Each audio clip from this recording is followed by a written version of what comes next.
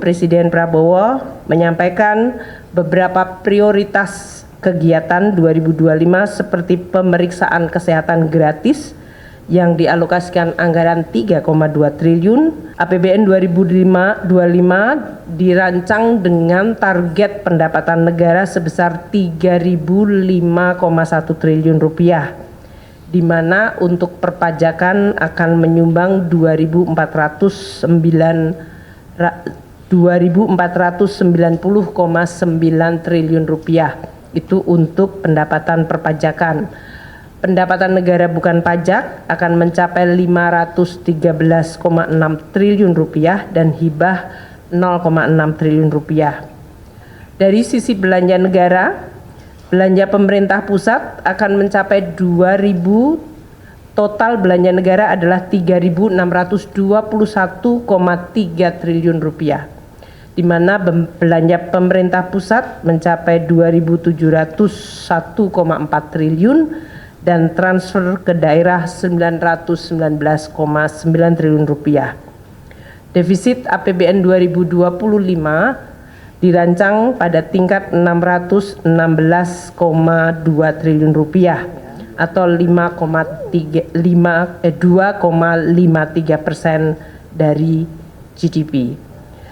Belanja pemerintah pusat akan mendukung prioritas pembangunan seperti yang disampaikan oleh Presiden, yaitu melakukan swasembada pangan, swasembada energi, pelaksanaan program makan siang gratis, pendidikan dan kesehatan, serta pelaksanaan perlindungan sosial yang makin tepat sasaran.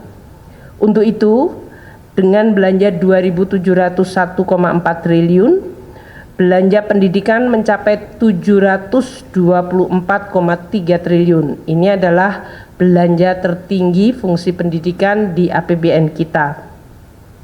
Untuk kesehatan 218,5 triliun rupiah, perlindungan sosial mencapai 503,2 triliun rupiah, dan untuk ketahanan pangan mencapai 144,6 triliun rupiah.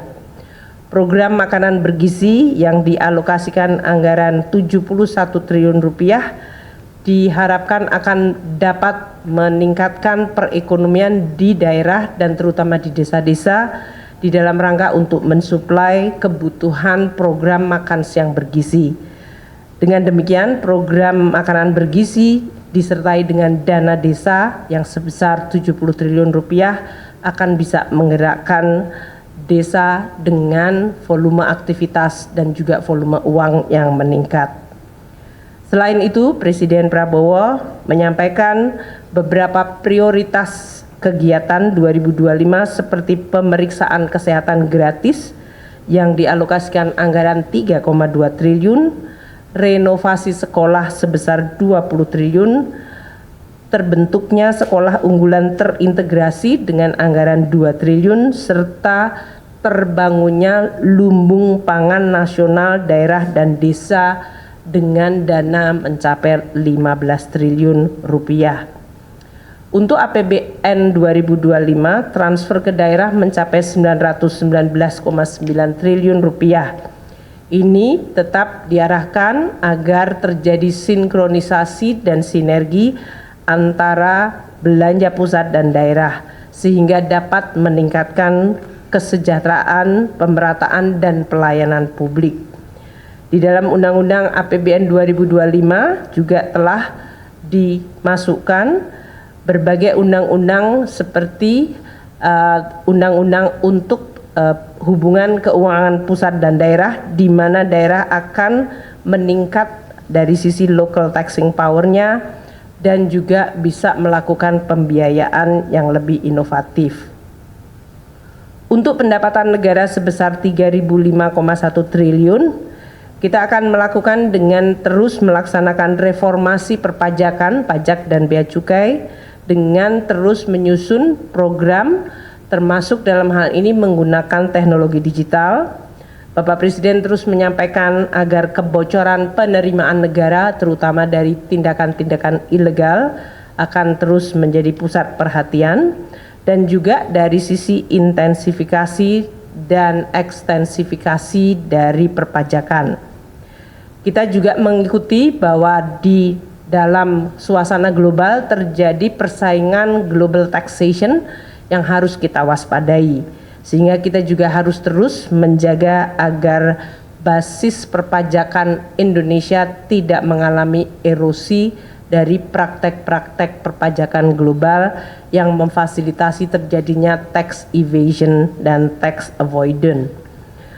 Untuk program Cortex dengan pemanfaatan teknologi digital dan juga program CESA di Bea Cukai akan terus disempurnakan.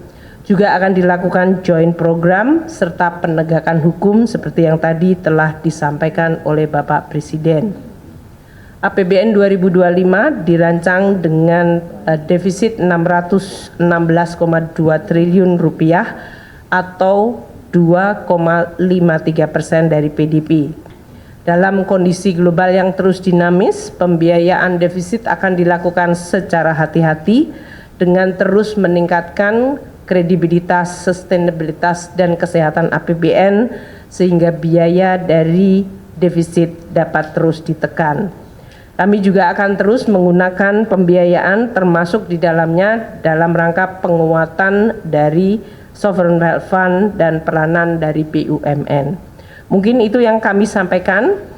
Hal lain yang mungkin baru pada penyerahan DIPA tahun ini adalah DIPA atau daftar isian pelaksanaan anggaran dilakukan secara elektronik sehingga tidak ada lagi penyerahan buku. Pak Menko juga mendapatkan semuanya dalam bentuk elektronik yang bisa dipindai dari alat elektronik masing-masing yang kemudian masing-masing kementerian lembaga telah mendapatkan berbagai data yang sifatnya detail dari anggarannya. Mungkin Pak Menko mau menyampaikan dari sisi contohnya.